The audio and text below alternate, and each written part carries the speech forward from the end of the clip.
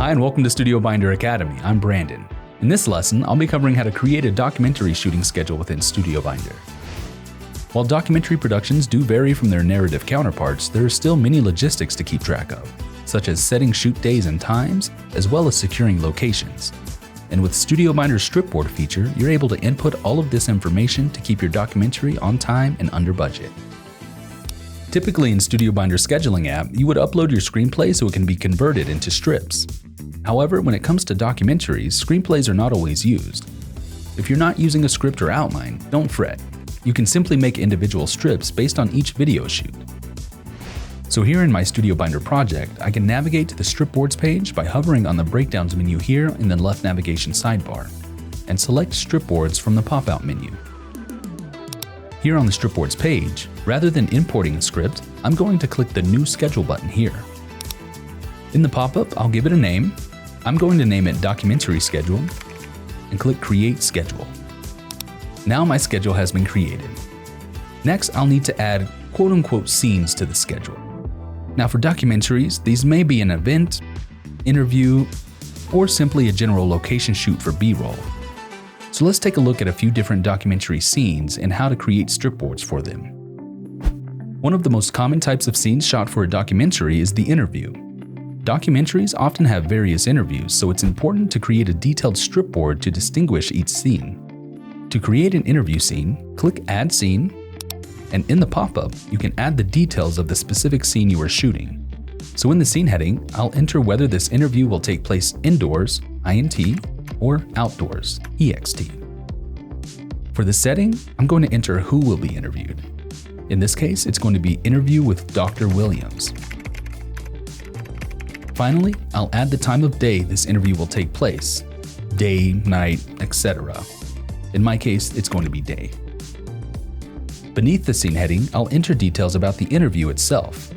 In this case, I'm going to put Interview with Dr. Williams on forest conservation. Now feel free to add any relevant information for this particular interview here as well. For example, you can write the questions that will be asked, equipment that will be needed, or anything else you would like to keep track of for this particular interview. Then once I'm ready, I'll click Apply Changes, and I'll be prompted to create a screenplay or not to create a screenplay. Creating a screenplay will add this scene and the scene's contents to the screenplay page, so I'll be able to edit the script from there if I'd like to. Now, if you choose not to create a screenplay, you will always be able to change this later. For this example, I'm going to create a screenplay and click Apply Changes. Now the new scene strip has been added to the stripboard.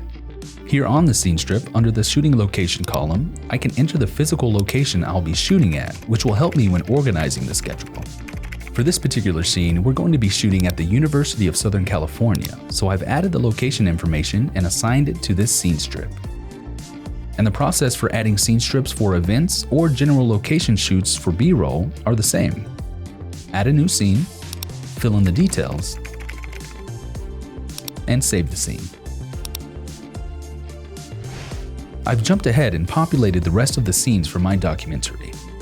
You'll notice that the locations, scene descriptions, and time of day help to distinguish the various scenes on the schedule. Now, with all of the scenes populated, it's time to start arranging the schedule.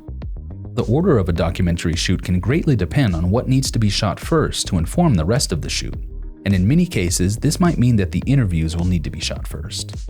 So to rearrange the schedule, I can click and drag strips into the order I'd like them to be, like this. So I'm going to put my interview scenes first, followed by any events or B-roll needed for that corresponding interview. Now that I have the scenes in the shooting order, I can begin to break up the schedule by adding day breaks. For example, my first two scenes here are going to be shot in one day. So I'm going to click the More button here on the second scene strip and choose Insert Daybreak Under from the drop-down menu. In the pop-up, I can set a shoot date by clicking the drop-down menu here and selecting a date on the calendar, as well as a start time by clicking the drop-down menu here and adjusting the time as needed. I can also add an optional description. For this example, since these scenes are going to be shot at the University of Southern California, I'm going to put USC shoot here in the description. Then, when I'm ready, click Create Daybreak, and the daybreak will be added to the stripboard. Now with my daybreak added, I can begin to adjust the estimated times for each scene, and the start times will automatically be updated along with the total time displayed on the daybreak. Now, as documentaries can be shot very much on the fly, even if you only have a scene or two, the ability to create scenes as you go will keep you on track and organized.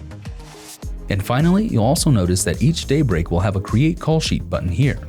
So whenever you're ready to notify everyone involved with that day's shoot, clicking this will generate a new call sheet with the day's schedule automatically included, along with any location information that has been assigned to the scene strips for that day. So as you can see, scheduling a documentary is just as necessary as it is with a narrative film.